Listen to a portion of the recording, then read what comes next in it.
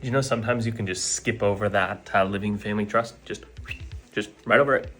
Especially as you work to transfer your assets to a loved one's special needs trust. That's all part of today's disability and special needs planning client case study. Every parent to a loved one with a disability has heard of a special needs trust and probably been told that they need one.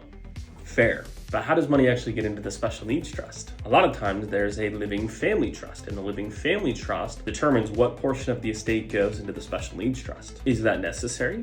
Maybe, maybe not. A client couple have 3 children, one of whom is disabled. They're actively building their estate. The client's mom recently passed away, from which the client inherited multiple investment accounts. The client intends to use those investment accounts for her and her family's use. But if something happens to the client, she wants those accounts to go to her disabled child, not necessarily to her husband and the other kids, because that's what her mom had intended. So we met with the attorney, and there were discussions about opening a second trust, specifically for her, the client, to shelter those assets so that they could go to the special needs trust. And after a great conversation, we decided we don't need another trust. Why?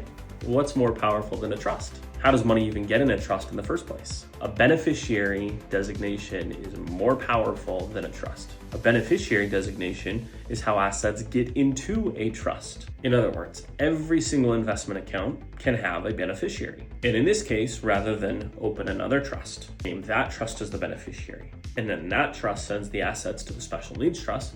We said, let's skip it all together and use the beneficiary designation to send those specific investment accounts, in the event that she passes away before they're used, go directly to the special needs trust. And that's what we did. A bunch of time, a bunch of money, another thing to manage. And I do this all the time in disability and special needs planning. When we want a particular person or special needs trust to inherit a particular asset, we bypass the trust and use a beneficiary designation to send it directly to the special needs trust because it takes precedence.